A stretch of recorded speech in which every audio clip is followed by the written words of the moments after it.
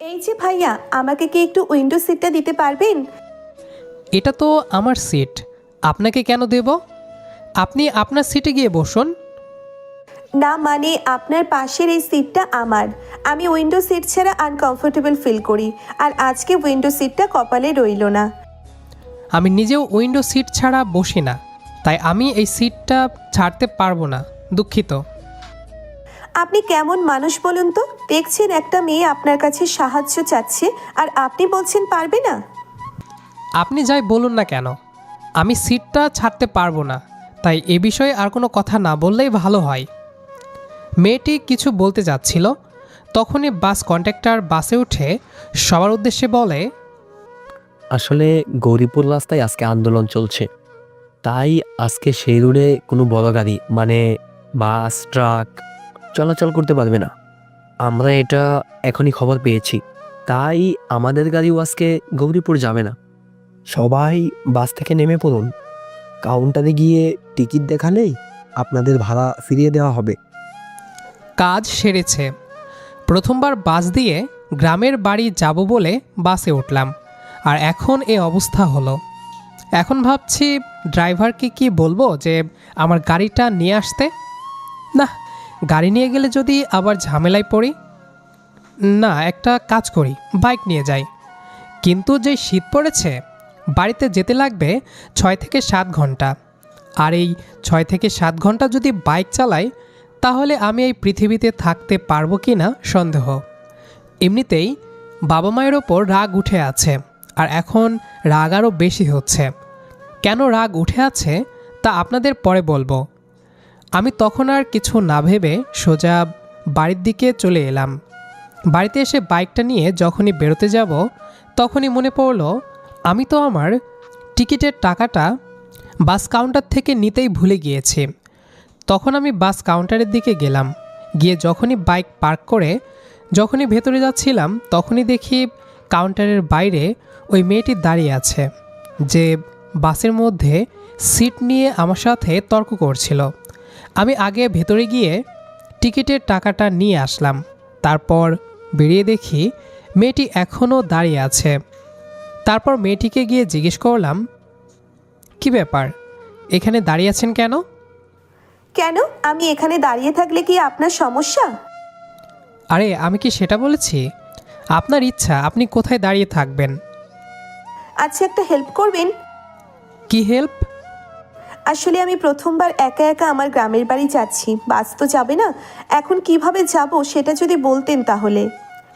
এখন একমাত্র হেলিকপ্টার ছাড়া আপনি আর সেখানে যেতে পারবেন না, কিন্তু তারপরও যদি আপনি চান, আমি আপনাকে লিফট দিতে পারি, যেহেতু আমিও সেম এলাকায় যাচ্ছি।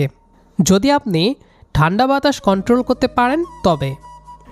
আমার খেয়ে দিয়ে আর কোনো কাজ নেই, আমি আপনার মতো একটা লোকের বাইকের পিছনে বসবো।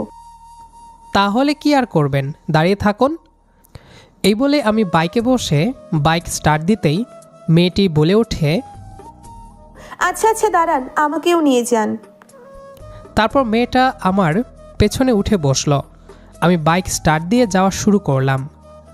আরে, এখন পর্যন্ত তো আপনাদেরকে আমার পরিচয়টাই দেওয়া হলো না। আমি লাবিব রহমান অয়ন। এই বছর মেডিকেল পড়া শেষ করেছি। আমার বাবা একজন বিজনেসম্যান। আর বাবা মায়ের ওপর আমার রাগ উঠে থাকার কারণটি হচ্ছে, মাত্র পড়াশোনা শেষ করলাম, আর এখনই আমাকে জোর করে বিয়ে দিয়ে দিচ্ছে। আমি একটু সময় নিতে চাচ্ছিলাম, কিন্তু সেই সুযোগটা আর পেলাম না। আর এখন গ্রামের বাড়িতে যাচ্ছি বিয়ের জন্যই, কারণ আমার দাদার ইচ্ছা ছিল আমার বিয়েটা আমাদের গ্রামের বাড়িতে হবে। দাদা তো এখন আর নেই, তবে দাদার সেই অপূর্ণ ইচ্ছাটা রয়ে গিয়েছে। তাই বাবা মা প্ল্যান করেছে বিয়ে গ্রামের বাড়িতেই হবে। তাই বাবা মা আগেই বাড়িতে চলে গিয়েছে। বাবার কোন বন্ধুর মেয়ের সাথে বিয়ে ঠিক করেছে। আমি এতটাই রেগে আছি যে এখন পর্যন্ত মেয়ের ছবিটা পর্যন্ত দেখিনি। আচ্ছা চলুন এখন গল্পে ফেরা যাক। বাইক চলছে সপাটে। শীতের বিকেলের হিমেল হাওয়া তীরের মতো গায়ে বিচ্ছে। নিশি আমার পেছনে বসে শীতে কাঁপছে, সেটা আমি বাইকের লুকিং গ্লাসে ওর মুখ দেখেই বুঝতে পারছি। মেয়েটা জেদ করে তখন অনেক কথা বলেছিল, কিন্তু এখন ঠান্ডায় ওর অবস্থা নাজেহাল। কি হলো? খুব তো তখন ভাব নিয়ে বলেছিলেন আমার বাইকে উঠবেন না, এখন তো দেখছি শীতে জমে বরফ হয়ে যাচ্ছেন। চুপ করুন তো। আপনাকে কে বলেছে আমার দিকে নজর দিতে? আপনি বাইক চালানোই মন দিন। আচ্ছা দিচ্ছি, তবে বেশি উল্টাপাল্টা নড়াচড়া করবেন না, ব্যালেন্স নষ্ট হলে কিন্তু দুজনেই খাদে পড়ব। রাস্তায় কুয়াশা বাড়তে শুরু করেছে। আমি বাইকের স্পিড একটু কমিয়ে দিলাম। নিশি হঠাৎ করেই আমার জ্যাকেটটা পেছন থেকে শক্ত করে খামচে ধরলো। আমি একটু অবাক হলাম, কিন্তু কিছু বুঝলাম না। সম্ভবত ও ভয় পাচ্ছে কিংবা শীতের তীব্রতা সহ্য করতে পারছে না। প্রায় 2 ঘন্টা একটানা বাইক চালানোর পর আমরা একটা হাইওয়ে রেস্টুরেন্টের সামনে থামলাম।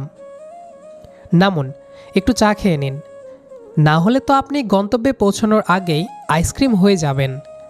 নিশি কোনো কথা না বলে কাঁপতে কাঁপতে বাইক থেকে নামলো। রেস্টুরেন্টের ভিতরে গিয়ে আমরা মুখোমুখি বসলাম। গরম চায়ের কাপে চুমুক দিয়ে নিশির শরীরে যেন প্রাণ ফিরে এলো। ধন্যবাদ। কি বললেন? আপনি ধন্যবাদ দিতেও জানেন? আমি তো ভেবেছিলাম আপনি শুধু ঝগড়াই করতে পারেন। দেখুন, অসভ্যতা করবেন না। বিপদে পড়েছেন তাই সাহায্য নিয়েছেন, তার মানে এই নয় যে আপনাকে মাথায় তুলব। আচ্ছা, আপনার নামটা যেন কি বললেন? লাবিব রহমান অয়ন। আর আপনার নাম? আমি নিশি। আচ্ছা অয়ন সাহেব, আপনি যে গ্রামে যাচ্ছেন বললেন, সেই গ্রামের নাম কি? শান্তিপুর। আমাদের পৈতৃক ভিটা সেখানে।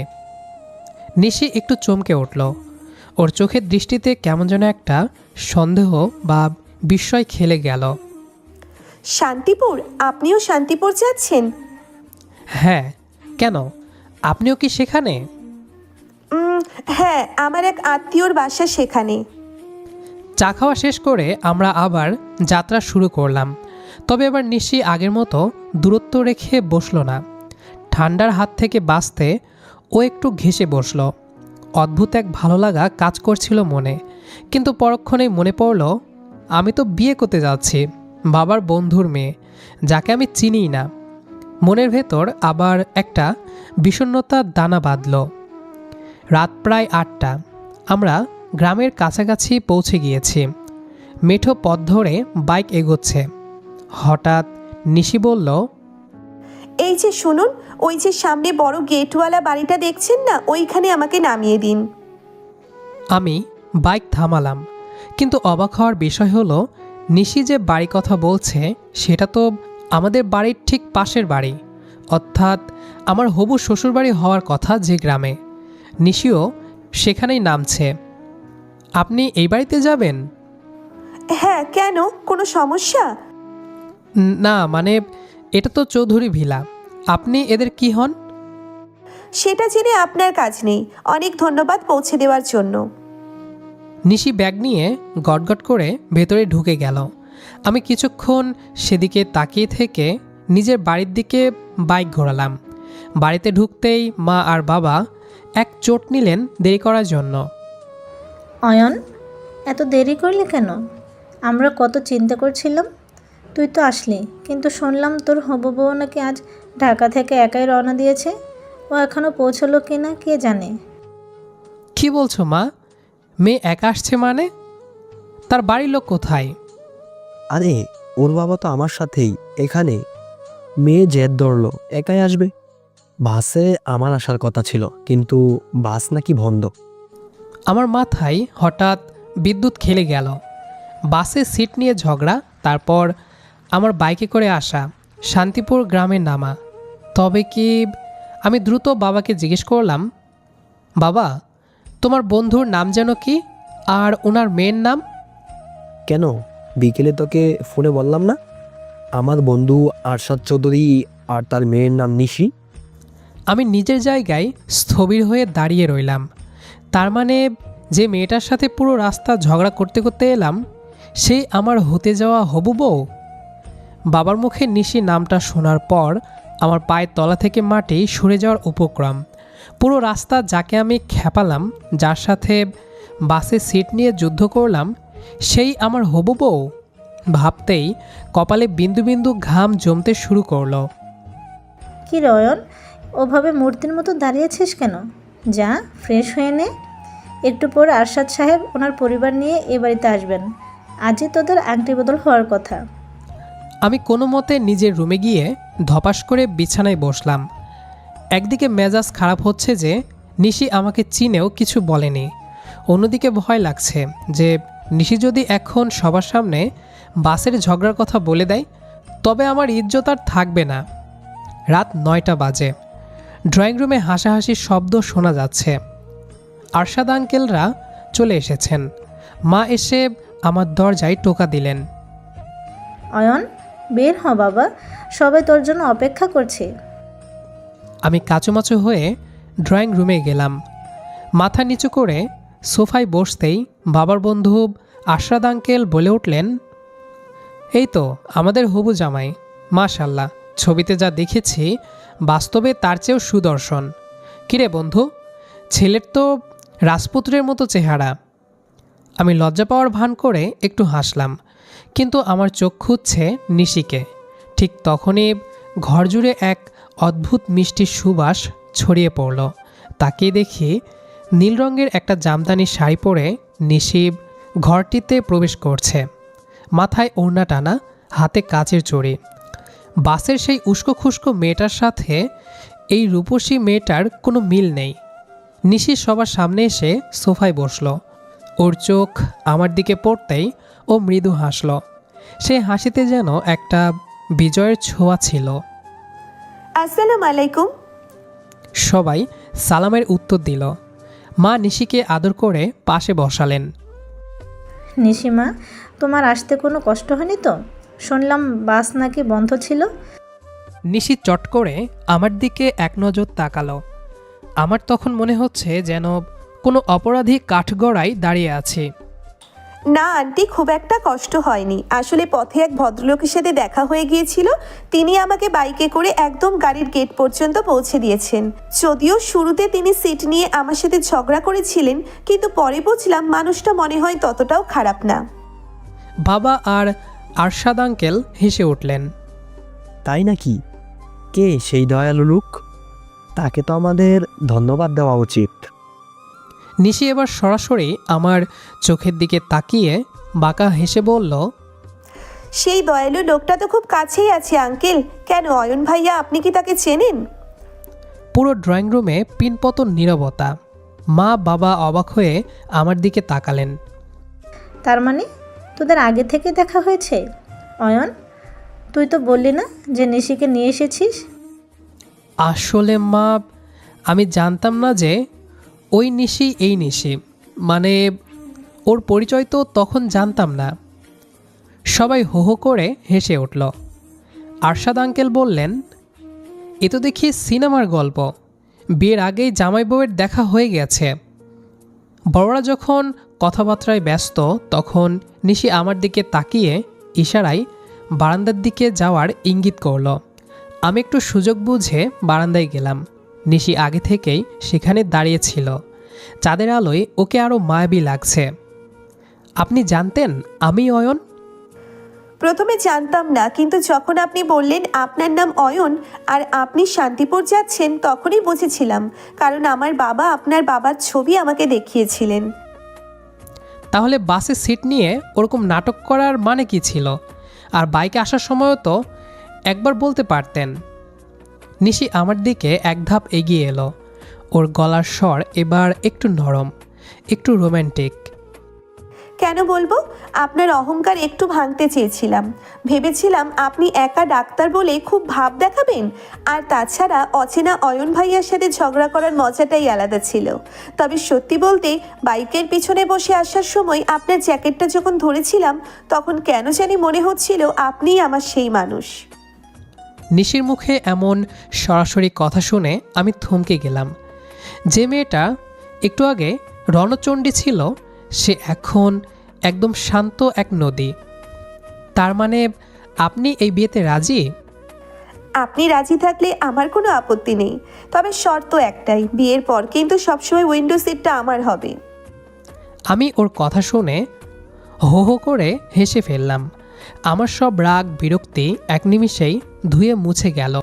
মনে হলো বাবার পছন্দ করা এই মেয়েটি মোটেও খারাপ নয়, বরং একটু বেশি রোম্যান্টিক। ঠিক তখনই পেছন থেকে মা বলে উঠলেন, কী রে, আংটি পরানোর আগেই তোদের গল্প শেষ হচ্ছে না? ভেতরে আয় দুজনে। আমি আর নিশি পাশাপাশি ভেতরে গেলাম। আংটি বদলের সময় যখন ওর নরম আঙ্গুলে আংটিটা পরাচ্ছিলাম, নিশি নিচু স্বরে কানে কানে বলল, এখনো কিন্তু বাইকের ভাড়ার টাকাটা দেওয়া হয়নি ডাক্তার সাহেব, শোধ করবো তো? আমি মুচকি হেসে ওর দিকে তাকালাম। আমার অগোছালো জীবনটা বোধ হয় এবার সত্যি গোছাতে শুরু করেছে। গ্রামের বাড়ির বিশাল উঠোনে প্যান্ডেল করা হয়েছে। চারিদিকে আলোকসজ্জা থাকলেও কোনো উচ্চস্বরে গান বাজনা নেই। বাবা আর আরশাদ আঙ্কেল আগে থেকেই সিদ্ধান্ত নিয়েছিলেন বিয়েটা হবে সম্পূর্ণ ইসলামিক পদ্ধতিতে। বাড়ির এক পাশে পুরুষদের বসার জায়গা, অন্য পাশে মহিলাদের। আমি সাদা রঙের একটা পাঞ্জাবি আর মাথায় সাদা টুপি পরে বসে আছি। আমার পাশে গ্রামের মসজিদের ইমাম সাহেব আর দুই পরিবারের মুরব্বীরা। ভেতর থেকে খবর এলো নিশি কবুল বলেছে, এবার আমার পালা। ইমাম সাহেব বললেন, বাবা অয়ন, আরশাদ চৌধুরীর কন্যা মোসাম্মদ নিশি আক্তারকে 5 লক্ষ টাকা দেনমোহর ধার্য করিয়া আপনার নিকট বিবাহ প্রস্তাব দেওয়া হয়েছে। আপনি কি এই বিবাহে রাজি? আমি মনে মনে আল্লাহর শুকরিয়া আদায় করলাম।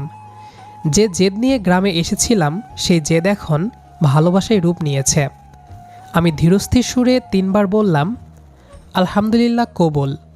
পুরো মজলিসে দোয়া করা হলো, খুরমা খেজুর বিলি করা হলো। বিয়ের এই স্নিগ্ধতা আমার মন ছুঁয়ে গেল। কোনো হইচই নেই, কিন্তু এক অদ্ভুত প্রশান্তি চারিদিকে। রাত তখন প্রায় 12টা। আমাদের গ্রামের বাড়ির দোতলার বড় ঘরটা সাজানো হয়েছে, তবে অন্যান্য বিয়ের মতো গাঁদা ফুলের উগ্র গন্ধ নেই, বরং সাদা গোলাপ আর রজনীগন্ধার একটা হালকা মিষ্টি সুবাস ঘর জুড়ে। আমি দরজার সামনে এসে একটু ইতস্তত করছি। মনের ভেতর সেই বাসের ঝগড়াটে মেয়েটার কথা মনে পড়ে হাসি পাচ্ছে। রুমে ঢুকে দেখলাম নিশিব জায়নামাজে বসে আছে। ও এশার নামাজ পড়ে মোনাজাত করছে। আমি নিঃশব্দে ওর পেছনে দাঁড়িয়ে রইলাম। ওর মোনাজাত শেষ হলে ও উঠে দাঁড়ালো। আমাকে দেখে মাথা নিচু করে একটু লজ্জা মিশ্রিত হাসি দিল। মাশাআল্লাহ, আজ তোমাকে সাধারণ সাজেও অসাধারণ লাগছে। হয়েছে, আর পটাতে হবে না। আগে দস্তরখান বিছান, ওপাশে যান, দুজনে মিলে 2 রাকাত নফল নামাজ পড়ি। জীবনের নতুন শুরুটা আল্লাহর ইবাদত দিয়েই শুরু করা উচিত। আমি অবাক হলাম। বাসে যে মেয়েটা সিট নিয়ে দাপিয়ে বেরিয়েছিল তার ভেতরে এত সুন্দর দিনই চিন্তা আছে ভাবিনি। আমরা দুজনে মিলে নামাজ পড়লাম। নামাজ শেষে আমি নিশির কপালে হাত রেখে সুন্নাহ অনুযায়ী দোয়া পড়লাম। নামাজ শেষ হতেই নিশিব ওর সেই আগের চঞ্চল রূপে ফিরে এলো। ও বিছানায় গিয়ে আয়েশ করে বসল। উফ, এই ভারী শাড়ি আর গয়না পরে থাকা যে কি কষ্ট। আচ্ছা ডাক্তার সাহেব, আপনি কি সারা রাত ওভাবেই দাঁড়িয়ে থাকবেন, নাকি আমার গয়নাগুলো খুলতে সাহায্য করবেন? আমি একটু সাহস করে ওর পাশে বসলাম। নিশি ওর গলার ভারী হাড়টা খোলার চেষ্টা করছে, কিন্তু পারছে না। দিন, আমি হেল্প করছি, কিন্তু আমার পারিশ্রমিক কি? কি, নিজের বউকে সাহায্য করতে পারিশ্রমিক লাগে? আপনি তো দেখি মহা কিপ্টে। কিপটে হব কেন? এটা তো আমার প্রফেশনাল চার্জ। আমি একজন ডাক্তার, আমার সময় অনেক দামি। নিশি বাঁকা হেসে আমার দিকে তাকালো। আমি যখন ওর গলার হুকটা খুলছিলাম ও হঠাৎ আমার হাতটা চেপে ধরল। ওর ছোঁয়ায় আমার শরীরে যেন বিদ্যুৎ খেলে গেল। আচ্ছা ডাক্তার সাহেব, বাসের সেই উইন্ডো সিটের ঝগড়াটা কি এখনো মনে আছে? সারা জীবন মনে থাকবে। একটা মেয়ে ওভাবে জনসম্মুখে আমার মান সম্মান ধুলোয় মিশিয়ে দেবে ভাবিনি। আসলে তখন আপনাকে দেখে খুব রাগী মনে হচ্ছিল, তাই একটু মজা নিচ্ছিলাম। কিন্তু বিশ্বাস করুন, বাইকে আপনার পেছনে বসে যখন আসছিলাম তখন আমি মনে মনে দোয়া করছিলাম যেন আমাদের বিয়েটা সত্যিই আপনার সাথেই হয়। তাই নাকি? কিন্তু আমি তো জানতাম আপনি আমাকে সহ্যই করতে পারছেন না। ধুর বোকা, ওটা তো অভিনয় ছিল। আচ্ছা একটা কথা বলুন তো, আপনি যে বললেন আমার ছবি দেখেননি রাগের মাথায়, এখন সামনাসামনি দেখে কি আফসোস হচ্ছে? আমি নিশির খুব কাছে মুখ নিয়ে গেলাম। ও একটু থমকে গেল। ওর শ্বাস প্রশ্বাস দ্রুত হতে শুরু করেছে। আফসোস হচ্ছে যে কেন আরও আগে আপনার ছবিটা দেখলাম না, তাহলে হয়তো বাসের সিটটা এমনিতেই ছেড়ে দিতাম। নিশি লজ্জা পেয়ে আমার বুকে মুখ লোকালো। আমি ওর চুলে হাত বুলিয়ে দিতে দিতে বললাম, কাল থেকে কিন্তু আমাদের নতুন যুদ্ধ শুরু। কিসের যুদ্ধ? এই যে বাসর ঘরে কে কার দিকে তাকিয়ে বেশি সময় থাকতে পারে তার যুদ্ধ। যে হারবে তাকে কাল সকালে চা বানিয়ে খাওয়াতে হবে। এই চ্যালেঞ্জে আমি হারবো না। আমি তো ছোটবেলা থেকেই এক নজরে তাকিয়ে থাকার চ্যাম্পিয়ন। দেখা যাবে। আমরা দুজন দুজনের চোখের দিকে তাকিয়ে রইলাম। বাইরে ঝিঝি পোকার ডাক আর শীতের নিস্তব্ধতা আমাদের এই মুহূর্তটাকে আরও মধুময় করে তুলল। নিশি হাসতে হাসতে আবার আমার কাঁধে মাথা রাখল। জানেন অয়ন, আমি কখনো ভাবিনি আমার বাবার বন্ধুর ছেলে এতটা কিউট হবে। আপনার ওই রাগী চেহারাটাই আসলে আপনার প্লাস পয়েন্ট। আর আমার এই উইন্ডো সিটটা? ওটা এখন থেকে আমাদের দুজনের। আর তবে হ্যাঁ, রোম্যান্টিক হওয়ার সময় কিন্তু কোনো সিট শেয়ারিং চলবে না, তখন শুধু আমি আর আপনি। বাসর ঘরে স্নিগ্ধ আলোয় নিশি আমার কাঁধে মাথা রেখে শান্ত হয়ে বসে আছে। কিছুক্ষণ আগের সেই চঞ্চল মেয়েটা এখন যেন একরাশ মুগ্ধতা নিয়ে আমার বাহুডোরে বন্দি। আমি ওর কপালে আলতো করে একটা চুমু খেলাম। নিশি একটু কেঁপে উঠে আমার দিকে তাকালো। ওর চোখে মুখে লজ্জা আর ভালোবাসার এক অদ্ভুত সংমিশ্রণ। অয়ন সাহেব, আপনি কিন্তু দিন দিন খুব রোম্যান্টিক হয়ে যাচ্ছেন। বাসের সেই গম্ভীর মানুষটা কি তবে হারিয়ে গেল? সেই মানুষটা তো আগেই হেরে গেছে নিশি। যখন দেখলাম একটা মেয়ে আমার সব রাগ জল করে দিয়ে আমার জীবনটা রাঙিয়ে দিতে এসেছে, তখন আর গম্ভীর থাকা যায়?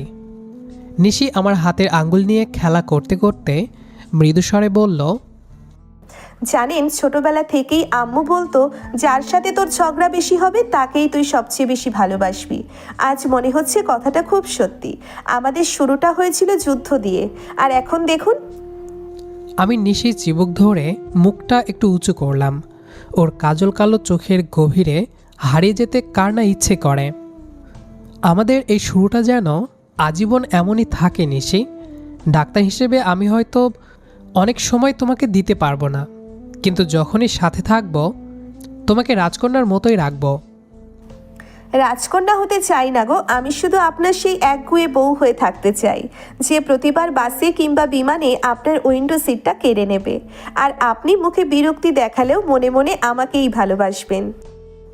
আমি হো হো করে হেসে উঠলাম। তারপর নিশিকে আরও কাছে টেনে নিলাম। আমাদের মাঝে এখন আর কোনো জড়তা নেই, কোনো দূরত্ব নেই। নিশি আমার বুকে কান পেতে আমার হৃদস্পন্দন শুনছে। আপনার হার্টবিট কিন্তু খুব দ্রুত চলছে ডাক্তার সাহেব। পেশেন্ট কি কোনো বিপদে আছে? পেশেন্ট তো অলরেডি প্রেমে পড়ে শেষ, এখন তো ডাক্তারকেই ট্রিটমেন্ট দিতে হবে। নিশি খিলখিল করে হেসে উঠল। ওর হাসির শব্দটা ঘরের রজনীগন্ধার সুবাসের সাথে মিশে এক মায়াবী পরিবেশ তৈরি করল। বাসরাতের সেই চাঁদটা জানালার পর্দা ভেদ করে আমাদের দেখছে। বাইরে ঝিঝি পোকার ডাক যেন আমাদের নতুন জীবনের গান গাইছে। বাবার বন্ধুর মেয়ে থেকে নিশি এখন আমার চিরচেনা অর্ধাঙ্গিনী। আমার একঘেয়ে যান্ত্রিক জীবনে ও যেন এক পশলা বৃষ্টির মতো এসেছে। আমি বুঝতে পারছি এই মেয়েটি শুধু আমার বউ নয়, ও আমার জীবনের সবচেয়ে প্রিয় বন্ধু হয়েই থাকবে। আমি নিশির কানের কাছে মুখ নিয়ে ফিসফিস করে বললাম, ভালোবাসি নিশি, আমার সবটুকু দিয়ে তোমায় ভালোবাসি। নিশি উত্তর দিল না, শুধু ওর নরম হাত দিয়ে আমাকে আরও শক্ত করে জড়িয়ে ধরল। ওর সেই নীরবতাই যেন বলে দিল, আমিও ভালোবাসি আমার ডাক্তার সাহেব। রাতের গভীরতা বাড়ছে, আর সেই সাথে বাড়তে শুরু করলো আমাদের দুজনের নতুন এক পৃথিবীর গল্প, যে গল্পে কোনো জেদ নেই, আছে শুধু অসীম মায়া আর ভালোবাসা। দেখতে দেখতে আমরা গল্পটির শেষ প্রান্তে চলে এসেছি। তো আমাদের আজকের গল্পটি আপনার কাছে কেমন লেগেছে সেটি অবশ্যই কমেন্ট করে জানাবেন। দেখা হবে আবারও নতুন কোনো গল্প নিয়ে। সে পর্যন্ত আমাদের সাথেই থাকবেন। আমাদের আজকের গল্পটি যারা শেষ পর্যন্ত শুনেছেন তাদের সবাইকে অসংখ্য ধন্যবাদ।